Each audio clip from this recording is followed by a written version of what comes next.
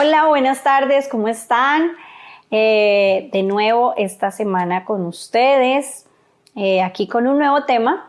El tema de hoy es El tema de hoy es un poco raro, es un poco que no sabemos cómo denso. ponerle nombre. Diferente el tema de la semana pasada era bastante claro porque era, oye, recetas, ¿no? Sí. Yo sé mucho de recetas, pero tú practicas mucho las recetas. Hay una división, hay una como inconcordancia entre saber y hacer. Y eso dio origen al tema de la semana pasada. En este Dios nos ha cuestionado mucho acerca de por qué tenemos actitudes tan diferentes en momentos de desesperación. Hay momentos... Cuando no sabemos qué hacer. Así estábamos pensando llamarle. Pero que probablemente no se va a llamar así, no sé. pero ustedes ya que lo están viendo ya saben cómo se llama. Porque lo están viendo aquí abajo. ¿Cuál es nuestra actitud cuando no sabemos qué hacer? Cuando hay momentos de desesperación, cuando hay momentos en que llegamos al borde de un mar increíble y tenemos un ejército detrás y no sabemos qué hacer. Me imagino lo que debió haber sentido Moisés llevando un pueblo de 600,000 hombres más sus mujeres e hijos y habiendo escuchado de parte de Dios, dale, marcha. Y él ve el mar y dice, ok, y ahora, ¿cuál es nuestra actitud? Y me sorprendió mucho porque leíamos la vez pasada el pasaje de el becerro de oro. Me sorprendió que con qué facilidad nosotros permitimos que nuestros sentidos nos engañen. Porque el problema es ese. Creo que la raíz del problema está en que cuando llega el momento de desesperación, nuestra fe falla. Y estamos tratando de acudir a nuestros sentidos, estamos tratando de acudir a lo que vemos. No vemos nada, Señor. No hay nada, no veo nada.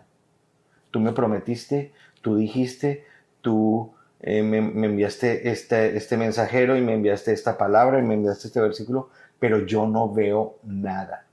Me sorprende con qué facilidad nos olvidamos de lo que Dios dice y empezamos a mirar alrededor. Y perdemos muchas veces como el foco, como que también nos desesperamos, como Pedro cuando Jesús le dice, ven, camina por el agua y el man se mete así al agua y de pronto empieza como que quitó su mirada de Jesús, y eso nos pasa muchas veces, quitamos nuestra mirada de Jesús y empezamos a comparar las situaciones nuestras con las situaciones de los demás, con la vida de los demás, las pertenencias de los demás. Entonces quitamos el foco y los ojos de Jesús, y ahí empezamos a hundirnos, empezamos a compararnos, empezamos a frustrarnos, empezamos a fabricar, literalmente, que eso era lo que Juan decía, a fabricar becerros de oro.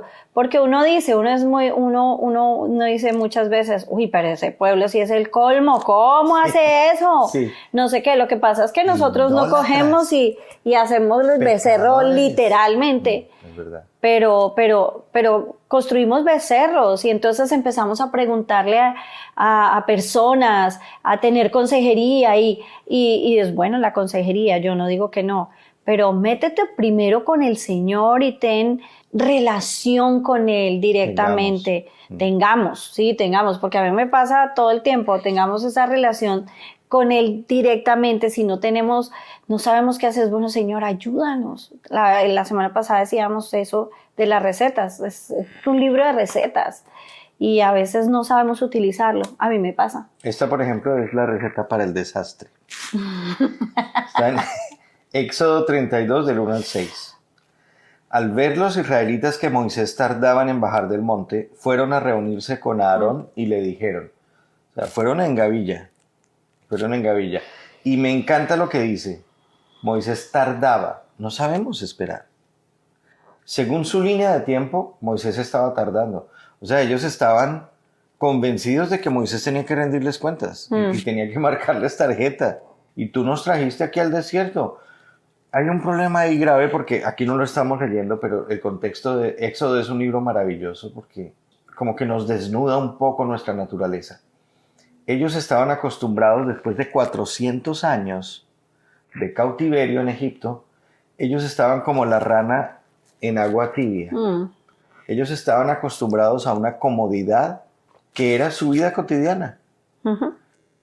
Estos que salieron de Egipto ya eran tal vez tercera o cuarta generación, o tal vez quinta generación después de José. Entonces ellos no habían conocido la libertad de vivir como, sí, un pueblo libre, un pueblo nómada, porque eran básicamente una tribu nómada Sí. antes de llegar a Egipto.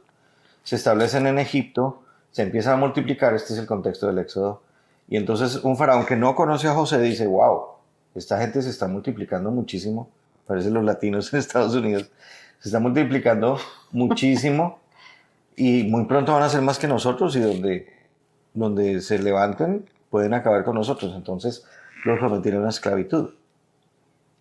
Entonces estos que salen con Moisés, ellos no conocían la libertad, lo único que conocían era su vida cotidiana. Eran esclavos, pero muchos de ellos no lo sabían, porque no conocían nada diferente. Entonces empiezan a criticar a Moisés, pero allá teníamos carne y aquí nos trajiste a un desierto, no tenemos sino este maná que comer. Y despreciaron la comida del Señor, vino castigo por causa de eso, luego Dios trajo una cura. Entonces hay mucho de ellos mirando hacia atrás, y este es el problema aquí que identificamos. En Éxodo 32, la consecuencia de mirar hacia atrás, ellos todo el tiempo estuvieron con el espejo retrovisor. Todo el tiempo estuvieron anhelando su vida anterior, como la esposa de Lot, tratando de tener lo mismo que tenían antes, el sueldo que tenían antes, la comida que tenían antes, la casa que tenían antes, y no estaban poniendo su mirada en las oportunidades que Dios tenía delante de ellos. Entonces ellos no querían esperar. Al ver que tardaba en bajar del monte, fueron a reunirse con Aarón y le dijeron, tienes que hacernos dioses que marchen al frente de nosotros, porque a ese Moisés que nos sacó de Egipto, no sabemos qué pudo haberle pasado. Wow, ok. A mí me sorprende, pero luego me doy cuenta de que al extrapolar estos principios a mi propia vida, muchas de estas actitudes las tengo yo. Explica qué es extrapolar, mi amor. Bueno, al extraer los principios de acá y aplicármelos a mi propia vida, me doy cuenta de que yo tengo muchas de esas mismas actitudes. En inglés se llama entitlement, ¿no? Ser entitled es una persona que como que cree que todo lo sabe, que ¿no? merece que le construyan un becerro porque es que ese es su derecho, ¿sí? Tiene una cierta arrogancia al respecto. Entonces ellos van donde el sacerdote y le dicen, oye, necesitamos una figura. Y esto me sorprende muchísimo. Aarón le respondió, quítenles a sus mujeres los aretes de oro y también a sus hijos e hijas y tráiganmelos. Todos los israelitas se quitaron los aretes de oro que llevaban puestos y se los llevaron a Aarón, quien los recibió y los fundió. Luego cinceló el oro fundido e hizo un ídolo en forma de becerro. Entonces exclamó el pueblo, Israel, aquí tienes a tu Dios que te sacó de Egipto. Cuando Aarón vio esto, construyó un altar enfrente del becerro y anunció, mañana haremos fiesta en honor del Señor. Esto me parece increíble. Funden un becerro, Aarón funda un becerro, edifica un becerro y luego hace un altar y le pone el nombre de Dios. Dios les había dicho que tenían que hacer, los estaba sacando de una nación idólatra, politeísta, profundamente corrupta, y ellos lo que hacen es darle a ese ídolo el nombre del Dios invisible que los había sacado. Pero así somos muchas veces nosotros. Nos dice que va a hacer algo con nosotros y se demora y se demora y se demora y ya se cumple el plazo y se demora y se demora y entonces empezamos a decir, bueno, ¿y qué pasó? Y entonces no, y empezamos a angustiarnos y entonces empezamos a tocar otras puertas que Dios no nos ha dicho que toquemos, empezamos a hablar con gente que Dios no nos ha dicho que hablemos y estamos esperando en esas personas cosas y estamos construyendo en cierta manera ídolos porque estamos esperando de alguien, no de Dios. Cuando Dios te dice, hazlo, pues uno tiene que hacerlo. Pero si estamos en la sala de espera y Dios está ahí, nos está diciendo... ¿Cuál es la clave? nos está diciendo que nos quedemos quietos un momento. Quietos no, como decía Juan el otro día, quietos no es estar ahí. No, es estar en posición, es estar listos a cuando Dios nos dé, pero no tenemos esa ¿Cuál es la clave, según tú? Paciencia.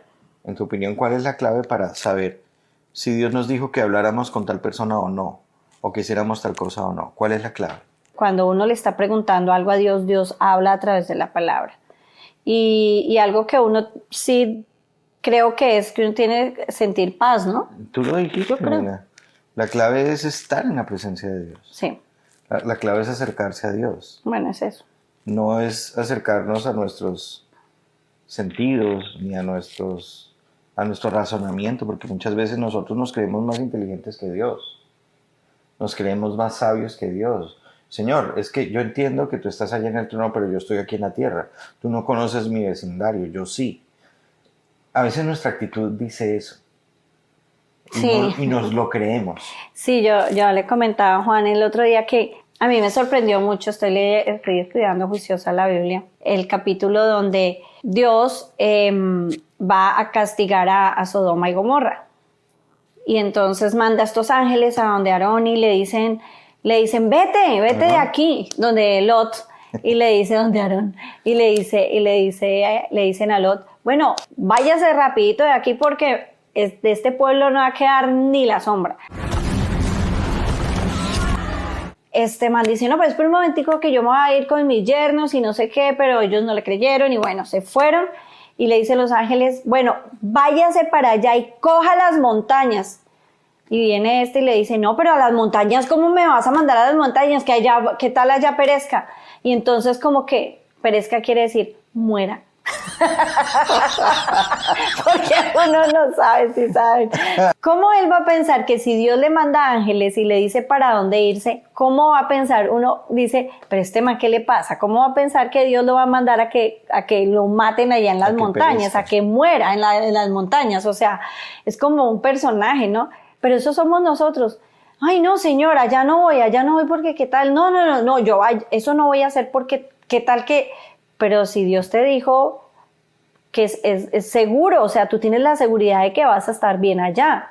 No, él le dijo, no, yo me voy para el pueblito este de aquí al ladito, que es que de pronto allá en las montañas, ¿no? Y Dios le dijo, y es tan lindo Dios que le dijo, ok, listo, vete para el pueblito y ese pueblo no lo voy a tocar, porque de ahí en adelante arrasó todo.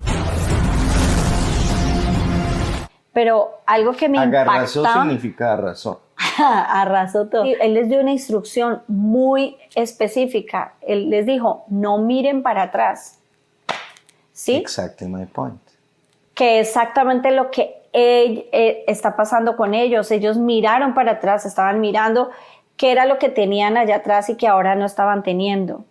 Y la esposa de Lot también, ella seguramente estaba mirando que era un peladero a donde iba y que allá en el otro lado sus estaba ojos quedando, y ella dudaba un poco de que Dios fuera a hacer lo que iba a hacer.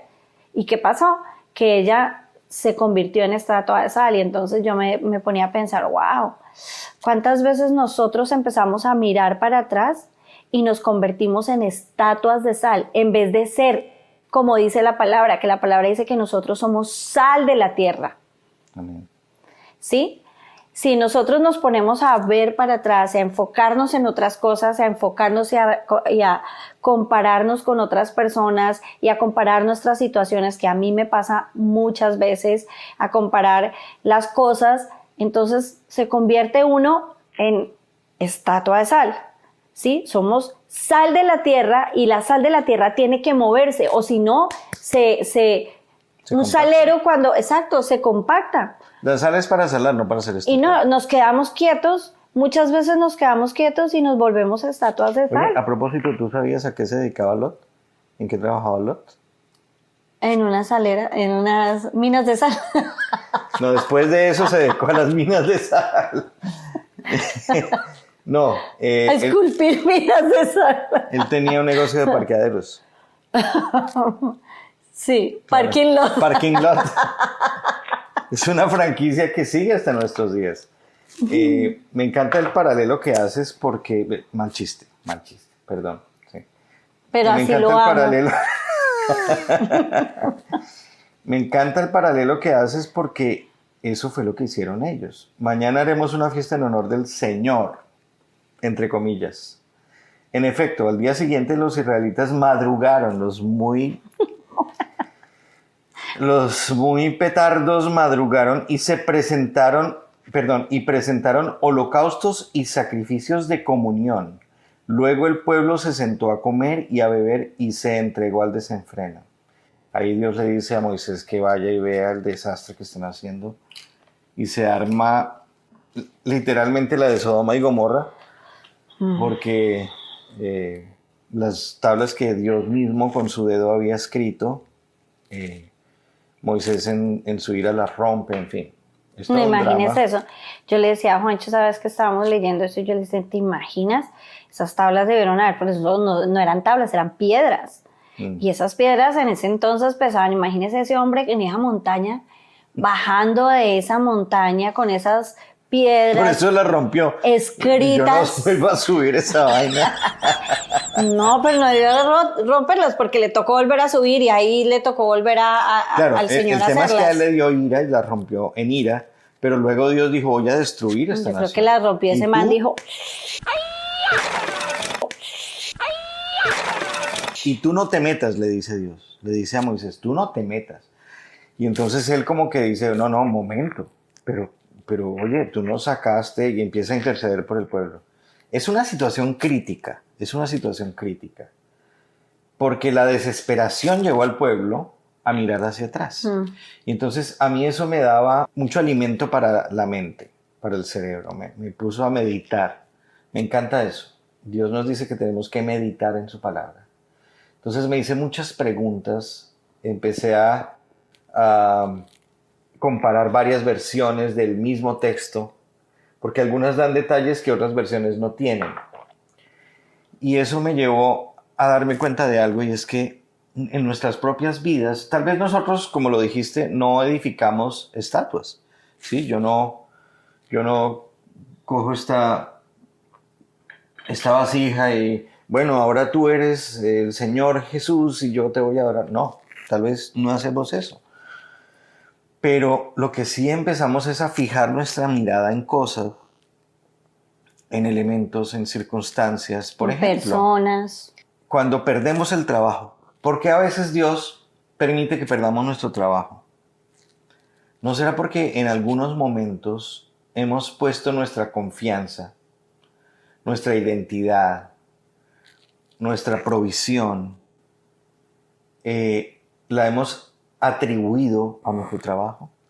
¿No será porque hemos puesto al trabajo en un lugar en el que primero que no le corresponde en nuestro corazón, y segundo, en el cual estamos dando un ejemplo a nuestras generaciones de adorar algo que no es Dios? Porque adorar significa realmente rendir culto. Adorar significa rendición, una actitud de rendición, una postura de rendición. En el griego, la palabra adorar se expresa como proskuneo, que es el paralelo que hacen en el diccionario bíblico, es como la postura de un perrito frente a su amo. Entonces a veces rendimos nuestro corazón a ciertas cosas. Ellos, por ejemplo, querían ver un ídolo, querían ver. Lo mismo le pasaba a la mujer de Lot. Ella empezó a anhelar lo que tenía. Tal vez tenían una muy buena vida material, tal vez tenían una posición importante dentro de la ciudad o dentro de la comunidad, o tal vez sus hijas estaban en una muy buena universidad, o tal vez ella misma tenía un lugar o un negocio donde vendía telas finas. No sé, no sabemos, pero ella se aferró a algo que era que frente a Dios no tenía ninguna importancia. Pero fíjate pero para nosotros, a veces, las cosas del mundo tienen más importancia que las cosas de Dios.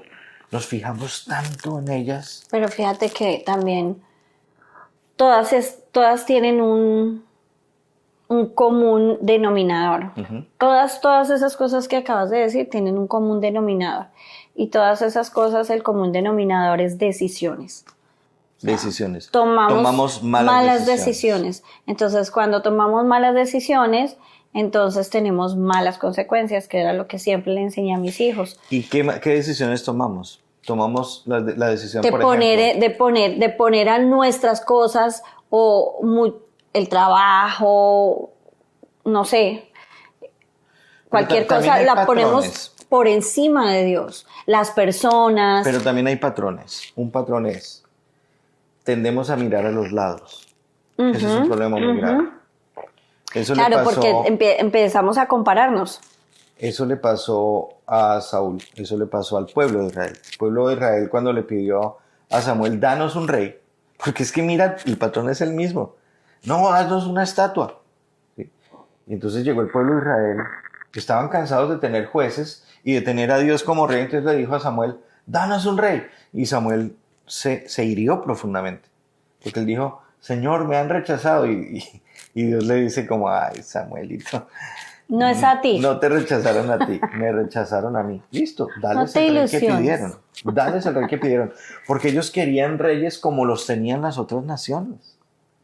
Ellos querían tener lo que tenían otras naciones. Y nos pasa eso tantas veces. Vemos el favor que Dios le da a tal persona, o a tal familia, o a tal ministerio. Y estamos anhelando, o el trabajo que le diste a tal persona, o el viaje en esta época de las redes sociales, ¿no? Uy, el viaje que le diste a tal persona, y estuve en no sé dónde, y en no sé dónde, y en no sé dónde. Y resulta que después nos vamos a enterar, y todo fue como una cadena de bendiciones que Dios le dio, porque uno se imagina, uy, estos gastaron miles y miles de dólares. Y resulta que Dios tiene para cada uno de nosotros bendiciones sobreabundantes, cosas que ni ojo vio, ni oído yo, ni mente humana pudo imaginar. Sí, el problema es que tiene, se nos olvidan muchas Dios de las esas tiene cosas. para nosotros, pero nos cansamos de esperar. ¿Sí? Ya se ha tardado mucho y no sabemos qué le pudo haber pasado. Llevamos mucho tiempo con jueces, no, queremos tener un rey. Como Sara. Y empezamos a tomar malas decisiones. Sara se cansó de esperar, o sea, ya mi matriz ya está arrugada como una uva pasa. Pero es que además, algo que yo descubrí fue que Sara no estaba esperando, o sea, yo no sé, o sea, ustedes miren en la Biblia igual, pero yo cuando yo leí, a mí me asombró algo, y es que Dios le dijo a Abraham que iba a tener una descendencia. Y entonces esta señora le dijo, pero ¿cómo así? Entonces, ahora que ni siquiera habían esperado, cuando ya ella fue y le dijo, no, vaya, acuéstese con mi cosianfirula, con mi Cosianfirula significa sierva. Sierva, con mi sierva. Entonces, vaya, acuéstese con mi sierva, ¿sí? Me van a regañar muchas personas que ven videos y dicen, ay, Dios mío, pero ¿cómo así? ¿Pero por qué no? Porque tiene tantos lenguajes que no son para televisión, ni para videos, ni nada. Bueno, perdónenme. Pero bueno, la idea es poder ser también naturales y así como somos cada uno. Entonces, ella no esperó y le dijo a Abraham, no, acuéstese con ella. Y ahí fue cuando esta niña queda embarazada. Y después de Ismael, es que ya había una espera grande, porque Ismael ya había nacido cuando Sara queda embarazada. Con una palabra muy elegante. Paila. Pero después, o sea, el ángel paila. El ángel se le aparece 2 veces a Abraham, yo no sabía. La primera vez, cuando le dice, porque él le dice, ay, pero ¿cómo así que me vas a dar tantas cosas y yo no tengo ni quiera a nadie que le pueda dejar mis cosas? Y le dice, no te preocupes, mira las estrellas y no sé qué, y después como que le comenta a Sara, y Sara le dijo, bueno, vaya, acuéstese con Agar y no sé qué, y después viene... No sé qué, significa, etcétera. Y después viene a la tienda, que se les aparece 3 personas, ¿sí? Y ahí es cuando le da la promesa y Sara se ríe. Pero ya Agar estaba embarazada. Entonces tuvo que esperar más. O sea, ahí sí empezó a esperar más. O sea, y como que no sabían qué hacer. No, pero esa secuencia no me cuadra, creo que no. Sí. No. Sí, mire, verás. No, mi amor. Creo que no. Bueno, estudienlo ustedes, no se dejen convencer. Vamos a tener que partir el video en dos partes porque se nos alargó mucho, pero vamos a aprovechar para estudiar ese pedacito. Estén pendientes, les vamos a dar varias escrituras en donde Dios nos muestra cómo debemos atacar el problema de la desesperación, cómo debemos actuar en momentos de crisis, en lugar de estar buscando levantar becerros dorados y dándole su nombre, porque eso es lo que hacemos muchas veces. Parece increíble, pero cuando tú lees la Biblia te das cuenta de que tenemos esa misma tendencia. Entonces estén pendientes. La próxima semana el siguiente video, la parte 2 de este tema, que todavía no sabemos cómo se llama, pero ustedes ya lo saben. Se va a llamar así. ¿Qué hacemos? No sabemos. Cuando no sabemos qué hacer. No sabemos cómo se va a llamar. Chao.